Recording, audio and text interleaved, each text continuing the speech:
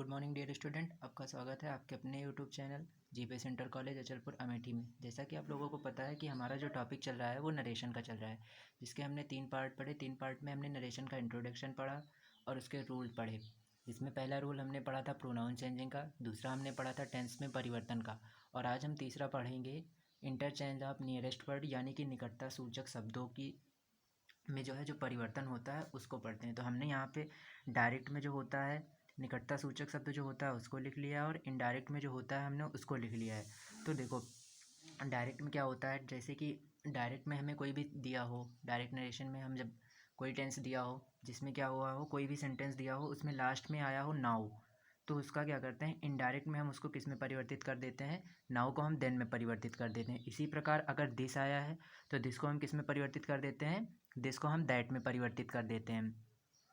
और जो है हमारा अगर दीज आया है तो दीज को हम किस में, दीज को हम दोज में परिवर्तित कर देते हैं। अगर हमारा एगो आया है तो एगो को हम किस में, बिफोर में परिवर्तित कर देते हैं।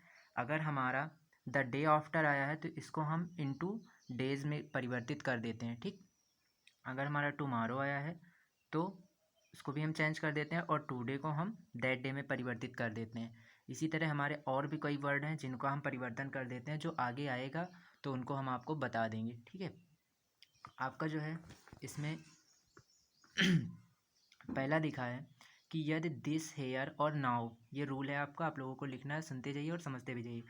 यदि दिस हेयर और नाउ किसी ऐसी वस्तु या समय, ठीक, यदि दिस हेयर और नाउ किसी ऐसी वस्तु, स्थान या समय की ओर संकेत करता है, ठीक, समय की ओर संकेत करे, जो कहते हैं कहते समय, ठीक, जो कहते समय किसके सामने, स्पीकर के सामने उपस्थित हो। ठीक है, जो कहते समय किसके सामने, स्पीकर के सामने उपस्थित हो, तो इनडायरेक्ट स्पीच में इन वाक्यों में कोई परिवर्तन नहीं होता है। कहने का मतलब कि जैसे किसी सेंटेंस में दिस आ गया, हेयर आ गया और नाउ आ गया, जो कहने वाला वक्ता है यानी कि जो स्पीकर है वो अगर सामने आपके उपस्थित हो तो उस टेंस में जो है हम कोई परिवर्तन नहीं करेंगे, जैसा है जो वही लिख देंगे। सिर्फ क्या करेंगे, अगर सैड के बाद टू और कोई ऑब्जेक्ट दिया गया है तो उसको हम टोल्ड में परिवर्तित कर देंगे, और कॉमा इन्वर्टेड कॉमा को किसमें, कंजक्शन दैट के रूप में हम परिवर्तित कर देंगे। चलो इसका एग्जाम्पल देखते हैं एक।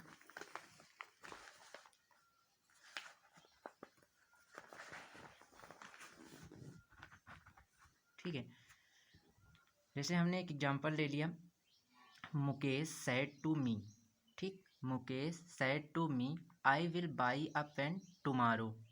ठीक, अब Mukesh said to me, Mukesh ने मुझसे कहा, आई विल बाई, मैं खरीदूंगा, अ पेन टुमारो, एक पेन कल, मैं कल एक पेन खरीदूंगा। तो अब देखो इसमें जो है कि जो पेन है इसमें नियरेस्ट वर्ड का है चेंजिंग जो है उसी का पहले देखते हैं। तो नियरेस्ट वर्ड में जो चेंजिंग है, देखो टुमारो आया है तो टुमारो को हमने भी पीछे बताया था किसमें, नेक्स्ट डे में परिवर्तित करेंगे। तो और हमने बताया कि अगर सेड टू के बाद ऑब्जेक्ट दिया है, सेड के बाद टू और ऑब्जेक्ट दिया गया तो उसको किसमें हम टोल्ड में परिवर्तित कर देते हैं। और हमने हमेशा बताया था स्टार्टिंग में जब टेंस परिवर्तन हमने बताया था तो उसमें हमने बताया था कि फ्यूचर टेंस में क्या होता है, कुछ भी परिवर्तित नहीं करना होता है। जहाँ पे सेल होता है उसको हम शुड में, और जहाँ पे बिल होता है उसको हम वुड में परिवर्तित कर देते हैं। तो इसका होगा इनडायरेक्ट जब बनाएंगे तो Mukesh told me that he कैसे हुआ, आई फर्स्ट पर्सन, फर्स्ट पर्सन हमने बताया था सन बटा 123 के हिसाब से। फर्स्ट पर्सन किससे, सब्जेक्ट के अनुसार चेंज होगा, सब्जेक्ट मुकेश है जो कि मेल है, तो यहाँ पे क्या आ जाएगा, ही आ जाएगा। तो he would buy a pen the next day. ठीक है, अगला example, I said to him he help me an hour ago. तो यहाँ पे देखो एगो आया है तो एगो का हमने अभी पीछे बताया था क्या, बिफोर में चेंज कर देंगे, तो इसका होगा आई टोल्ड हिम दैट। उसके बाद ही, देखो ही हमारा कौन सा पर्सन है, ही हमारा थर्ड पर्सन है। तो थर्ड पर्सन को क्या करते हैं हम, थर्ड पर्सन में लिखा है नो चेंज तो कोई परिवर्तन नहीं करेंगे, ये हो जाएगा क्या, और यहाँ पे जो है टेंस में परिवर्तन करेंगे। ये हमारा पास्ट इंडिफिनिट है तो इसको हम पास्ट परफेक्ट में चेंज करेंगे, तो ये हो जाएगा he had help me an hour, और एगो का क्या होता है बिफोर, तो इसको हम किस में परिवर्तित कर देंगे, बिफोर। एक चीज़ आपको ध्यान देना है कि जब हम डायरेक्ट में तो कॉमा इन्वर्टेड कॉमा के बाद में जो है जो कॉमा लगाने के बाद हमारा दूसरा जो सेंटेंस है वो अलग स्टार्ट होता है, इसलिए उसको हम कैपिटल में लिख सकते हैं। लेकिन इनडायरेक्ट स्पीच में जब भी हम बनाएंगे तो कंजक्शन दैट के बाद जैसे यहाँ पे आई था, हमने प्रोनाउन चेंज की, यहाँ पे ही आया, तो इसको हम स्मॉल लेटर में लिखेंगे, ना कि कैपिटल लेटर में। ठीक है, इतना ध्यान देना है। यहाँ पे गलती हुई है, लेकिन आप लोग गलती मत कीजिएगा। अगला एग्जाम्पल हम एक देखते हैं। अगला एग्जाम्पल है my father said to me. My father said to me I could not go to Sitapur yesterday. अब यहाँ पे देखो यस्टरडे आया, तो यस्टरडे का हमने बताया था क्या होता है, यस्टरडे का होता है द प्रीवियस डे। तो यहाँ पे क्या होगा, my father said to me, इसमें भी ऑब्जेक्ट दिया गया, तो ये हो जाएगा my father told me that I, first person according to subject क्या आ जाएगा, ही, और कुड, तो कुड ही रहेगा, could not go to Sitapur the previous day. अब हम अगला रूल देखते हैं अपना, कि यदि दिस हेयर और नाउ, जो अभी हमने पीछे बताया था, यदि दिस हेयर और नाउ किसी ऐसी वस्तु, स्थान या समय की ओर संकेत करे जो कहते समय किसके, स्पीकर के सामने उपस्थित हो, तो इनडायरेक्ट स्पीच में इन शब्दों में कोई परिवर्तन नहीं होता है। हमने अभी पहले ही बता दिया था, उसको हम फिर से समझा रहे हैं कि दिस हेयर और नाउ तीन ऐसे वर्ड हैं जो कहते समय क्या हो, वक्ता के सामने उपस्थित हो, तो इसमें हम कोई परिवर्तन नहीं करते हैं।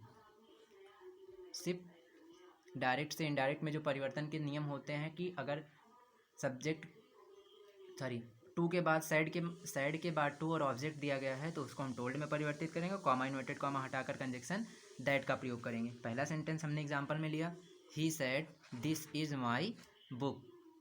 He said this is my book. अब देखो, ही सेड उसने कहा, दिस इज़ माई बुक यह मेरी किताब है। तो अगर आप एग्जाम्पल के तौर पे थोड़ी देर के लिए ले लो, तो आप जब बोलोगे कि यह मेरी किताब है तो आप तो बुक के सामने ही उपस्थित होगे, और बुक भी आपके सामने ही होगी, तभी तो बोलोगे।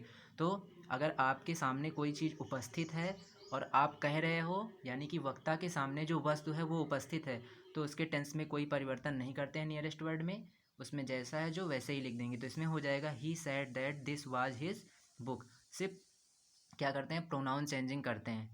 आगे दूसरा example, the old said to me I live here with my servant for a week. I live here for I lived here with my servant for a week.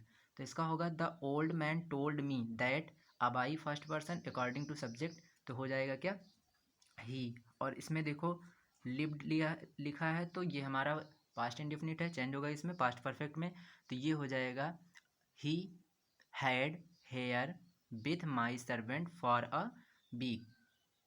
ठीक। अगला, Hari said I will do it now. Hari said, उस हरी ने कहा, I will do it now मैं यह अब कर सकता हूँ, या मैं अब यह कर सकता हूँ। तो देखो, अगर आप लोग को कोई काम दिया जाए या होमवर्क दिया जाए या कुछ बताया जाए, जैसे अभी हमने बताया, उसके बाद हम एग्जाम्पल दें, तो आप लोग यही बोलोगे ना कि सर मैं कर सकता हूँ। तो आप एग्जाम्पल के सामने ही तो उपस्थित होगे, नोटबुक तो आपके सामने ही रहेगी, तभी तो करोगे। तो यानी कि वक्ता और जो कार्य करना है वो दोनों सामने ही उपस्थित है। तो ये हो जाएगा आपका, Hari said that he would do it now. Hari said he he could do it now. Will का हमने बताया था क्या, वुड में, और कैन का कुड में, मे का माइट में, सेल का शुड में। हमने हमेशा बताया था कि फ्यूचर टेंस में जो है सिर्फ दो परिवर्तन करने हैं हमें, क्या, सेल को शुड में और विल को वुड में परिवर्तित करना है। तो ये आपके तीनों रूल हो गए। अब हमें आगे जो पढ़ना है वो हमारा आगे दूसरा होगा, इसी का होगा। इसी में जो है अभी तक हमने असर्टिव सेंटेंस पढ़े थे, अब हम इंट्रोगेटिव, इम्परेटिव, एक्सक्लामेटरी ये सब पढ़ेंगे। तो एक बार हम पहले आपको जल्दी जल्दी सारे रूल रिवाइज करवा दे रहे हैं। पहला हमने नरेशन का जो है इंट्रोडक्शन पढ़ा था, ठीक, जिसमें डायरेक्ट और इनडायरेक्ट होता है। डायरेक्ट का मतलब प्रत्यक्ष और इनडायरेक्ट का मतलब क्या होता है, अप्रत्यक्ष। फिर हमने उसमें पढ़ा कि इसके कितने रूल होते हैं, कितने, तो हमने उसमें तीन पढ़ा था। पहला क्या, प्रोनाउन चेंजिंग, दूसरा हमने पढ़ा था टेंस में परिवर्तन, और तीसरा आज हमने पढ़ा क्या, समीपता सूचक प्रकट, समीपता सूची शब्दों में परिवर्तन, यानी कि नियरेस्ट वर्ड में जो चेंजिंग होती है वो। ये तीनों हमने पढ़ लिया। अब हमारा जो नेक्स्ट है, नेक्स्ट हम पढ़ेंगे क्या, नेक्स्ट हम पढ़ेंगे इंट्रोगेटिव सेंटेंस। ठीक। तो इंट्रोगेटिव सेंटेंस क्या होता है, सबसे पहले हम ये जान लेते हैं। तो इंट्रोगेटिव सेंटेंस को हम बोलते हैं प्रश्नवाचक वाक्य। प्रश्नवाचक वाक्य हमारे कितने प्रकार के होते हैं, तो प्रश्नवाचक वाक्य हमारे दो प्रकार के होते हैं। पहला कौन सा, पहला होता है यस नो टाइप, और दूसरा होता है हमारा कौन सा, दूसरा होता है डब्ल्यू एस टाइप। तो एस नो टाइप क्या होता है, एस नो टाइप वो होता है जिसमें कि क्वेश्चन वर्ड स्टार्टिंग में ही हो। जैसे क्या वह घर जाता है, ठीक। और दूसरा होता है हमारा डब्ल्यू एच टाइप में, जिसमें क्वेश्चन वर्ड हमारा बीच में आता है, जैसे वह क्या करता है, वह कहाँ जाता है, वह कहाँ रहता है, तो ये हमारा किस में आता है, डब्ल्यू एच टाइप। तो अब हम पढ़ेंगे इनडायरेक्ट बनाने के नियम किस में, इंट्रोगेटिव सेंटेंस में। तो पहला नियम इसका है, पहला नियम क्या है, पहला नियम है यदि interrogative sentence yes no type है तो हम दैट की जगह क्या यूज करते हैं, इफ़ या वेदर का प्रयोग करते हैं, ठीक। यदि हमारा सेंटेंस जो है यस नो टाइप का है, ठीक, यस नो टाइप अभी हमने समझा दिया क्या होता है। यदि interrogative sentence yes no type का है तो हम डैट की जगह किसका, इफ़ या वेदर का प्रयोग करते हैं, किसमें, रिपोर्टेड स्पीच को जोड़ने के लिए। यानी रिपोर्टिंग स्पीच के बाद जब हम रिपोर्टेड स्पीच का अभी तक जोड़ते थे तो इसमें क्या करते थे, कंजक्शन दैट का प्रयोग करते थे। लेकिन इंट्रोगेटिव सेंटेंस पे क्या होता है, जब हम रिपोर्टिंग वर्ब को या रिपोर्टिंग स्पीच को रिपोर्टेड स्पीच से बोलेंगे तो यस नो टाइप क्वेश्चन है अगर, तो उसमें क्या करेंगे हम, इफ़ या वेदर का प्रयोग करते हैं। और रिपोर्टिंग वर्ब सैड या सैड टू को किसमें, आस्क्ड में परिवर्तित कर देते हैं या रिक्वेस्टेड ऑफ में बदल देते हैं, ठीक। यानी कि इसमें ये नहीं कि ऑब्जेक्ट दिया हो या ना दिया हो, फिर भी हम क्या करेंगे, उसको सिर्फ हम किसमें, आस्क्ड में चेंज करेंगे, चाहे सैड दिया हो या सैड टू दिया हो, दोनों में हम क्या करेंगे, उसको आस्क्ड में परिवर्तित कर देंगे। अब देखो पहले रूल का हम क्या करते हैं, जो है एग्जाम्पल देखते हैं।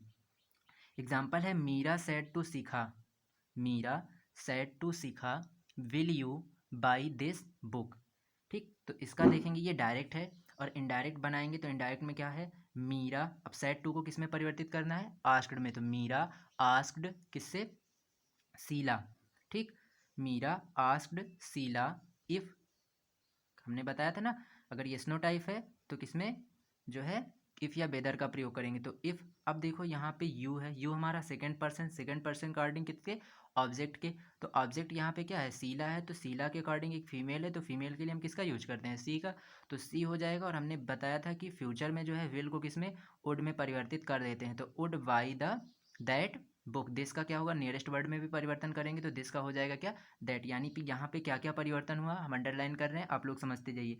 पहला हमने सेड टू को बदला, फिर कॉमा इन्वर्टेड कॉमा की जगह पे कंजक्शन दैट लगाया, फिर यू में परिवर्तन किया, उसके बाद दिस में कितने हो गए, एक दो तीन चार। अब देखो Meera asked Sheela if she would buy that book, ठीक। चार जगह हमने यहाँ पे क्या किया, परिवर्तन किया। यहाँ पे क्वेश्चन मार्क लगा रहेगा, और नीचे जो होगा क्या होगा, डायरेक्ट में क्वेश्चन मार्क लगा रहेगा, और इनडायरेक्ट में हम क्या करेंगे, क्वेश्चन मार्क को हटा देंगे। अगला एग्जाम्पल हम देखते हैं, Hari asked comma inverted comma did you not go there Gopal, ठीक। और उसके बाद क्वेश्चन मार्क लगा के फिर इन्वर्टेड कॉमा क्या कर दिया है, बंद कर दिया है। तो यहाँ पे होगा, इसका क्या होगा, पहला हरी आस्क्ड यहाँ पे पहले ही दे दिया है तो इसमें हमें कोई परिवर्तन नहीं करना है। कॉमा इन्वर्टेड कॉमा की जगह किसका, कंजक्शन दैट का यूज़ करना है। Did you not go there देयर गोपाल, ठीक। अब इसमें क्या करेंगे, यू फिर सेकंड पर्सन ऑब्जेक्ट के अनुसार। अब देखो यहाँ पे हमें ऑब्जेक्ट नहीं दिया गया है, ठीक। तो हम क्या करते हैं, हम ऑब्जेक्ट मान भी लेते हैं, और नहीं है तो हम एक तरह से और कर लेते हैं। जैसे इसमें लिखा है, पहले इसका देख लेते हैं, हरी आस्क्ड गोपाल, ठीक। हमने यही गोपाल को क्या कर लिया, ऑब्जेक्ट मान लिया, ठीक है।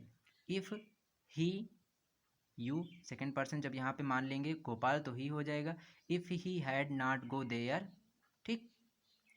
अब देखो दूसरी तरह हम क्या करेंगे, जिसके अकॉर्डिंग यहाँ पे दिया है, अगर हमने एक रूल यहाँ पे और है कि यदि हमें सेंटेंस में कोई ऑब्जेक्ट ना दिया हो और वहाँ पे सेकंड पर्सन आया हो तो हम ऑब्जेक्ट क्या मान लेते हैं, हम मान लेते हैं कि यहाँ पे ऑब्जेक्ट क्या दिया गया है, यहाँ पे एक ऑब्जेक्ट दे दिया गया, हमने मान लिया हिम या देम दिया गया है, ठीक। ये दो चीज़ें हम मान लेते हैं, या तो देम दिया है या तो हिम दिया है। तो यहाँ पे अगर उसके अकॉर्डिंग करेंगे तो हरी आस्क्ड, हम लिख दे रहे हैं हरी आस्क्ड, ब्रैकेट में यहाँ पे हम लिख देंगे हिम, उसके बाद इफ़, फिर ये हो जाएगा यू सेकंड पर्सन। अब जब यहाँ पे हिम मान लेंगे हम, तो हिम जो है ऑब्जेक्टिव है, इसको जब हम सब्जेक्टिव बनाएंगे तो यहाँ पे क्या हो जाएगा, ही हो जाएगा।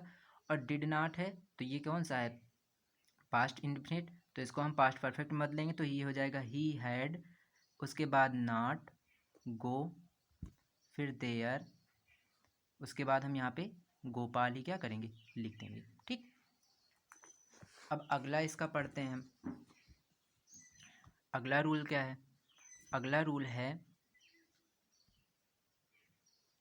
यदि इंट्रोगेटिव सेंटेंस, ठीक, WH टाइप का है, WH टाइप का मतलब क्वेश्चन वर्ड जिसमें हो, तो इनडायरेक्ट स्पीच को जोड़ने के लिए, ठीक, तो इनडायरेक्ट स्पीच को जोड़ने के लिए इफ़ या वेदर की जगह वाक्यों में आए हुए क्वेश्चन वर्ड का ही प्रयोग करते हैं, ठीक है। उसमें क्या हुआ था, उसमें हमने कंजक्शन दैट के रूप में किसका प्रयोग किया था, इफ़ या वेदर का, लेकिन इसमें क्या करेंगे हम, कंजक्शन दैट के रूप में जो क्वेश्चन वर्ड आया रहेगा उसी का प्रयोग करेंगे उसको जोड़ने के लिए। जैसे the boy said to the girl which is your book, ठीक, तो इसका हमने क्या किया, यहाँ पे हमें कितने परिवर्तन करने हैं, अंडरलाइन कर रहे हैं। पहले हमें सेड टू को चेंज करना है, उसके बाद हमें कॉमा इन्वर्टेड कॉमा को चेंज करना है, फिर उसके बाद यहाँ पे चेंज होगा प्रोनाउन का। तो देखते हैं, the boys asked the girl which, ठीक, यही क्वेश्चन वर्ड किसमें, कंजक्शन के रूप में हो जाएगा। Your second person object girl है, तो यहाँ पे क्या हो जाएगा, हर बुक, और ये इज़ है past present indefinite change into past indefinite, तो ये क्या हो जाएगा, वाज हो जाएगा, ठीक है। नेक्स्ट हम देखते हैं, नेक्स्ट हमारा है क्या, he said to his sister why have you not finished your work today. यहाँ पे हम देखते हैं कौन कौन सा परिवर्तन करना है। तो यहाँ पे हमें क्या करना है, पहले सेड टू को चेंज करना है, उसके बाद किसको में, कॉमा इन्वर्टेड कॉमा को चेंज करना है, फिर हमें यहाँ पे टेंस में परिवर्तन करना है, यहाँ प्रोनाउन चेंजिंग होगी, और उसके बाद यहाँ नियरेस्ट वर्ड में परिवर्तन होगा, यहाँ फिर से क्या होगा, प्रोनाउन चेंजिंग होगी। तो इसमें हमें कई जगह परिवर्तन करना है, इसको ध्यान से देखिएगा। तो he said to his sister, तो इसको हम परिवर्तित करेंगे किसमें, ही आस्क्ड हिज सिस्टर। अब ये वाई है तो कंजक्शन दैट के रूप में किसका, वाई का ही प्रयोग कर देंगे, कोई परिवर्तन इसमें नहीं करना है। और उसके बाद यू है, you according to second person, second person हमारा क्या है, सिस्टर है, सेकेंड पर्सन के अनुसार मतलब ऑब्जेक्ट के अनुसार ही चेंज होता है। और यहाँ पे हो जाएगा क्या, सिस्टर है तो सी हो जाएगा, और हैव है तो इसको हम किस में परिवर्तित कर देंगे, have present perfect change into past perfect, तो she had not finished her work, और टुडे का क्या होता है, दैट डे होता है, तो इसका हो गया he asked his sister why C had not finished her work today, ठीक। अब डब्ल्यू एच टाइप बनाते समय रिपोर्टिंग वर्ब सैड या सैड टू को आस्क्ड या इक्वायर्ड या इंक्वायर्ड, ठीक, में बदल देते हैं। ये हमने अभी ऊपर ही बता दिया था। अब इसमें देखो क्या क्या और परिवर्तन होता है, नोट है, नोट पॉइंट करके इसमें दिया गया है, लिखा है, आप लोग भी लिख लेना।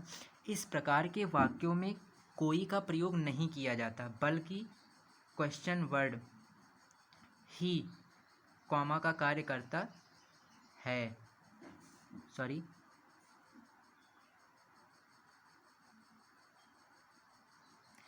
देखो यहाँ पे थोड़ा सा मिस्टेक हुआ है। इस प्रकार के वाक्यों में कोई कंजक्शन, ठीक,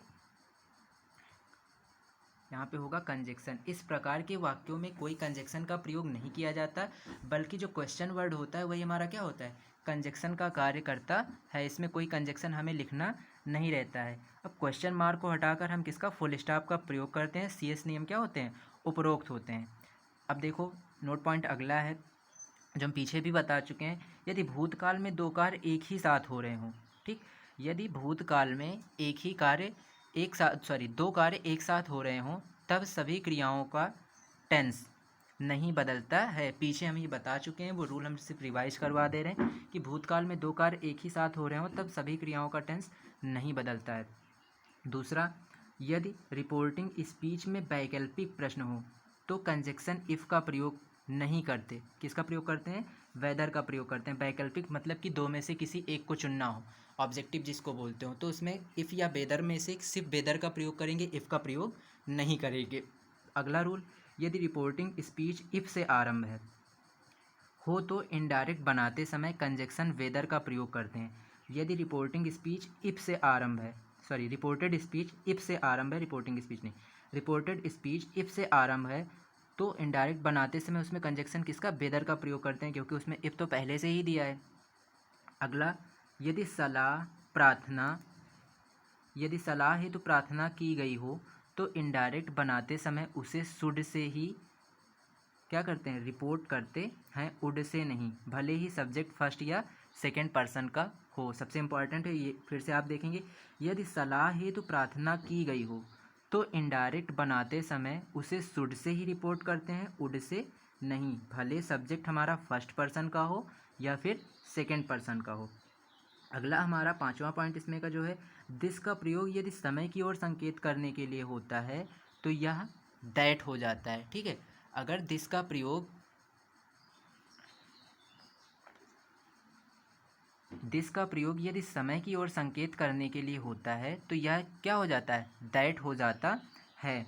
परंतु दिस या दीज का प्रयोग किसी विशेष की भांति हो तो साधारणतया दा में बदल देते हैं। ठीक है, यदि दिस या दीज का प्रयोग प्रॉपर नाउन के बाद हुआ हो तो इसे इट या द देम के अर्थ के अनुसार क्या करते हैं, बदल देते हैं। कि इट के बदल देंगे, अर्थ जो रहेगा उसके अनुसार इट में परिवर्तित कर देंगे, या फिर वहाँ पे दा लगा देंगे, या फिर देम लगा देंगे। अब देखो नॉमिनेटिव एड्रेस को बदलने के लिए, ठीक, डायरेक्ट स्पीच में वक्ता, ठीक है, इसको नॉमिनेटिव ऑफ एड्रेसेस को बदलने के लिए, मतलब जो एड्रेस होते हैं उनको बदलने के लिए कैसे, क्या जो नॉमिनेटिव है उसमें देखो, डायरेक्ट स्पीच में वक्ता जिससे बात करता है उसे प्रायः रिपोर्टिंग के बाद ना देकर रिपोर्टेड स्पीच में, यानी रिपोर्टेड वर्ब के बाद ना देकर रिपोर्टेड स्पीच में दिया जाता है। इसके बाद कॉमा या संबोधन का चिन्ह लगा दिया जाता है। तो इनडायरेक्ट बनाते समय इसे रिपोर्टेड वर्ब का क्वेश्चन बना देते हैं। ठीक, एड्रेसिंग अथवा कॉलिंग जैसे शब्दों का प्रयोग करते हैं। इसमें जो है, यानी कि हम फिर से समझा रहे हैं, डायरेक्ट स्पीच में जैसे कोई वक्ता कह रहा है तो उसे जो है प्रायः रिपोर्टिंग वर्ब यानी कि इन्वर्टेड कॉमा के पहले ना देकर इन्वर्टेड कॉमा के बाद दिया जाए, उसके बाद कॉमा या किसी संबोधन का चिन्ह लगा दिया जाए। तो इनडायरेक्ट बनाते समय इसे रिपोर्टेड वर्ब का ऑब्जेक्ट बना देते हैं, रिपोर्टिंग वर्ब का ऑब्जेक्ट बना देते हैं और एड्रेसिंग अथवा कॉलिंग जैसे शब्दों का प्रयोग करते हैं। एग्जाम्पल के तौर पे एक हम देखेंगे, जैसे द लीडर सैड, ठीक, comma inverted comma, leader and gentleman, उसके बाद I am happy to with you afternoon. ठीक है, तो इसमें addressing the leaders and gentleman, the leader said. अब ये हम जो है यहाँ पे एड्रेसिंग या कॉलिंग है तो इसका यूज़ करके हम यहाँ पे लिखेंगे क्या, addressing the ladies and gentleman, the leader said that he was happy to be with them and after Noon.